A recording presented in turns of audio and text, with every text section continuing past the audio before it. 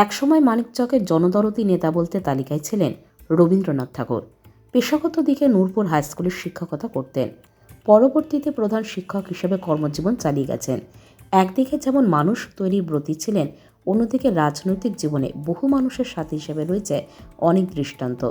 এই বর্ষিয়ান নেতার মৃত্যুতে শোকাহত মানিকচকবাসী। 81 বছর বয়সে বার্ধক্যজনিত রোগে ভুগছিলেন এবং চিকিৎসাধীন অবস্থায় মৃত্যু হয় তার বলে জানা গেছে। একসময় রাজনৈতিক নেশার টানে বাড়ি থেকে বেরিয়ে ভূতনি অঞ্চলের সংগঠন তৈরির লক্ষ্যে বহু সময় কাটিয়েছেন। ভূমিপুত্র বলে আখ্যাও দিয়েছেন ভূতনিবাসী। আজ দলীয় কর্মীরা নাজিরপুরের বাসভবন থেকে মানিকচক দলীয় কার্যালয়ে মৃতদেহ নিয়ে যান এবং মানিকচক কার্যালয়ে শেষ শ্রদ্ধাঞ্জলি জ্ঞাপন করে সিপিআইএম নেতাকর্মীরা চোখের জলে শেষ বিদায় দেন তাদের প্রিয় কমরেডকে।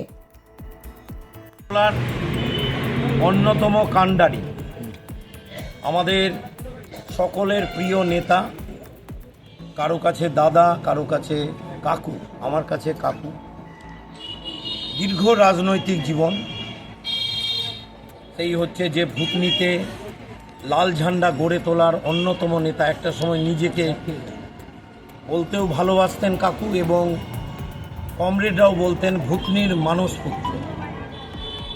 কমরেড রবীন্দ্রনাথ ঠাকুর, তিনি হচ্ছেন আমাদের পার্টির জেলারও প্রবীণ নেতা, সিপিআইএমের প্রাক্তন জেলা কমিটির সদস্য।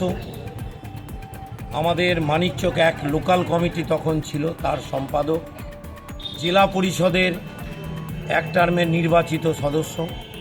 পরবর্তীকালে খয়েরতলা পিছিয়ে পড়া গ্রামে একটা স্কুলের জন্ম দেন, খয়েরতলা নূরপুর হাই স্কুল।